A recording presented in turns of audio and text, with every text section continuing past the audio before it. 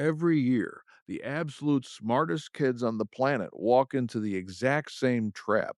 They obsess over which elite career to pick: Wall Street, FAANG, med school, but nobody checks what kind of hell they're actually signing up for. So today, we're treating your career like an RPG skill tree: 10 prestige paths, 5 hidden stats, 1 brutally honest ranking.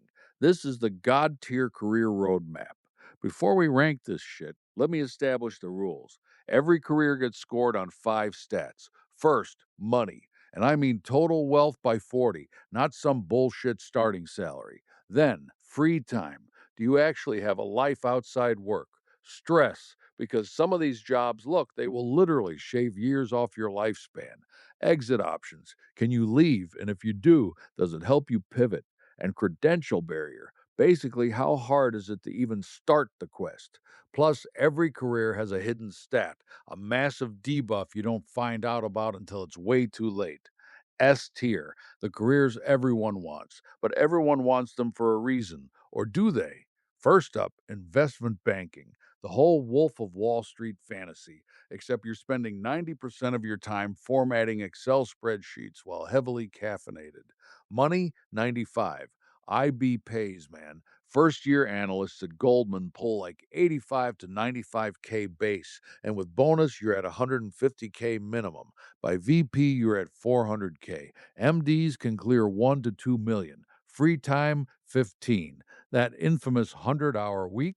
Oh, it's real. Keeping a mattress under your desk isn't a meme, it's a fucking lifestyle. Stress, 95.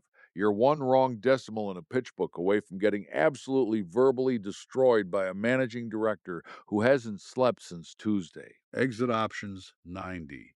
This is the real value. Private equity, hedge funds, corporate development.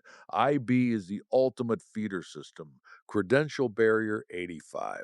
Target school or extreme networking. If you're from a non target, actually, you can do it, but you're basically playing on ultra hard mode.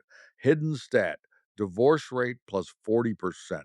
Goldman Sachs internal data showed over a third of junior bankers in a serious relationship.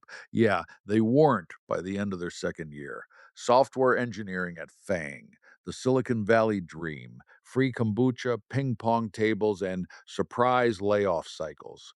Money, 92. New grads at Google hit 130 to 200K total comp. Staff engineers clear 400K to 600K. Principals and above, you're looking at 1 to 2 million in stock. Free time, 55. It's not the 4-hour work week Tim Ferriss promised, but compared to IB, you're basically on vacation. On call sucks though. 2 a.m. pager duty is very real. Stress, 60. Productivity metrics, perf cycles, stack ranking. The stress is different. It's existential, just constantly wondering if you're getting promoted or piped. Exit options, 88. Start your own thing, join a startup as CTO, go into product. Literally anything. Tech is the Swiss Army knife career. Credential barrier, 40. Lowest on our list. No CS degree? Whatever. Do a boot camp, teach yourself, leak code your way in. The barrier is the interview. The pedigree doesn't really matter. Hidden stat: imposter syndrome plus 999. A Google internal survey found 58% of engineers feel like they don't deserve their job, including the staff engineers.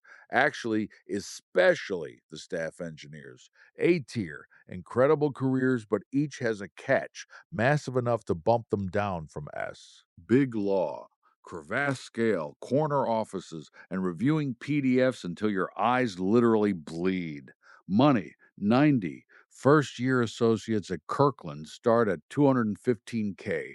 Partners clear 1 to 3 million. The money is just stupid. Free time, 10. Honestly, it's worse than banking. Billable hours are a complete scam. You work 12 hours just to bill 8, and the partner always needs that shit by morning. Stress, 92. Your client is a Fortune 500 CEO. Their problem is now your emergency, and you have 6 of them. Exit options 75. In house counsel, government, smaller firms. Because big law doesn't train you to be an entrepreneur, it basically just trains you for more big law. Credential barrier 95.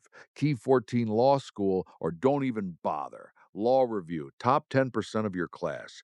This is the hardest credential gate on the entire board. Hidden stat, billable hour inflation plus 200%. Nobody talks about this. A task that takes 2 hours gets billed as six. Everyone knows it, everyone does it. You're either complicit or you're unemployed.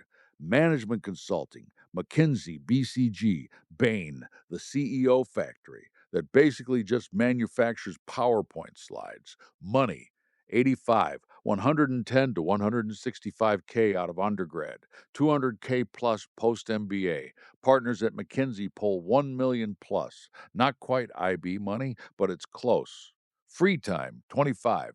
Monday 5 a.m. flight, Thursday 9 p.m. return. The airport lounge is your fucking living room. Your Delta points balance is higher than your EQ.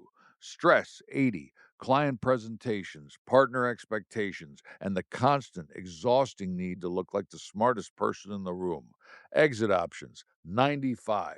The best exits on this list. Former McKinsey consultants run Fortune 500s, startups, PE funds, you name it. This is the ultimate career for keeping your doors open. Credential barrier 80. Target undergrad or top MBA. Case competitions. The interview is literally a performance, solving ambiguous math problems out loud while some guy just stares at you. Hidden stat. PowerPoint PTSD plus 100%. Former consultants report seeing phantom slide layouts in their dreams years after quitting. The phrase, can we just align the boxes, will trigger a fight or flight response for the rest of their lives. Venture capital, the job where you say, I'm in, like Mark Cuban, and everyone assumes you're loaded. The reality? You're rich. Eventually. Maybe. Money, 70. Associates make 120 to 180K. Principals hit 300K. But the real money is carry. If your fund returns 3x, a partner share can be 5 to 10 million per fund. Free time, 40. The hours aren't insane. The problem is your brain never turns off. Every founder you meet, every term sheet you pass on, every deal you lose to Sequoia, it lives rent free in your head. Stress, 65. Portfolio companies failing, LPs asking why your returns are dog shit, the existential dread that you have no idea which startups will actually work, because nobody does. Exit options 85. Found your own fund, become an operator, angel invest full time. VC is a job that trains you to not need a job. Credential barrier 90. Almost impossible to break into straight from school. You need founder experience, IB, consulting, or a brand name engineering gig first. It's a second career for most people. Hidden stat. FOMO on every deal plus infinity. The Uber you passed on, the Airbnb you didn't email back. VC is 90% saying no and 10% regretting every single no until you die. B tier. Solid careers, but with some serious trade offs.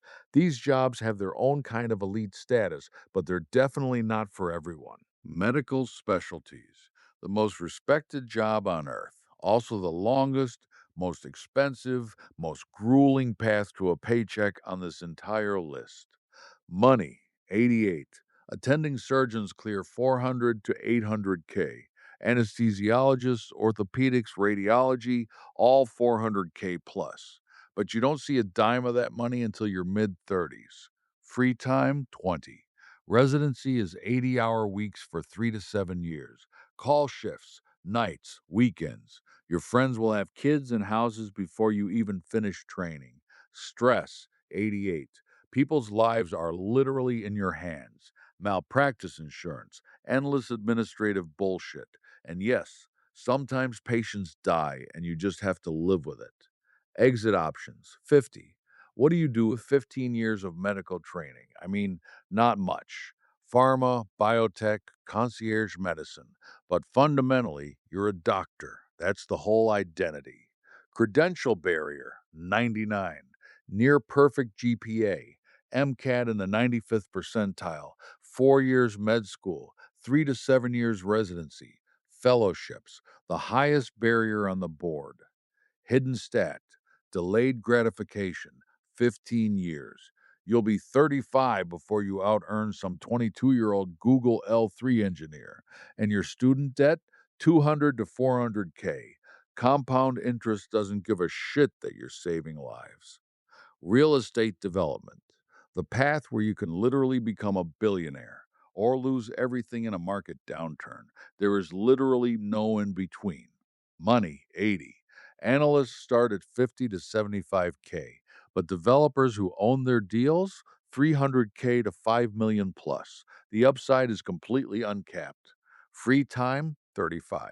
Construction delays, zoning battles, tenant lawsuits, your phone is a massive liability. Stress, 75. Every project is millions of dollars and years of your life. One bad market cycle, and you're the one holding the bag. Exit options, 60. Real estate private equity. Brokerage, go independent. Honestly, most people who love development just do more development. Credential barrier, 55. Way lower than you'd think. You need underwriting skills and deal experience, but no Ivy League degree required. In this game, relationships matter a hell of a lot more than degrees. Hidden stat, market crash vulnerability plus 80%. The 2008 crash wiped out half the developers in the country. They didn't retire rich, they retired into completely different careers. Leverage is a two-way street, man. C tier, not bad careers, just careers where the trade off is so steep that only very specific kinds of psychos should pick them. Commercial aviation, captain at a major airline, 250 to 400K, 4-day work weeks, strong union protection, but getting there takes 15 to 20 years of flying regional jets for like 40K a year. Hidden stat, jet lag accumulation plus 300%. Your body clock will just be permanently destroyed. Intelligence work, CIA, NSA, FBI. The mission matters. The pay sure as hell doesn't. 55 to 200K max, but you can't put a price on serving your country. Well, actually, the government did, and it's about 120K. Hidden stat, polygraph anxiety plus 100%. And finally, the PhD path, 25 to 35K stipend for 5 plus years, then a postdoc, then maybe a tenure track position making 100 to 250K when you're 45. You do this for the love of knowledge, literally, because that is the only rational reason to do this. Hidden stat, publish or perish plus infinity. So here's the full board. S tier, investment banking and software engineering. A tier, big law, management consulting, venture capital. B tier, medical specialties and real estate development. C tier, aviation, intelligence, and academia. But here's the secret nobody tells you. The tier that matters isn't my ranking, it's your hidden stat compatibility. If you can't handle the divorce rate, IB drops straight to B. If imposter syndrome crushes you, big tech drops to A. If delayed gratification is your literal superpower, then medicine might be your S tier. This tree isn't a rule book, it's a diagnostic tool. Pick the path where your stats actually match the quest. If you want the next video, we're syncing all 10 of these careers to the same clock for a day in the life comparison. Subscribe and hit the bell so you don't miss it. And tell me in the comments which career is your S tier.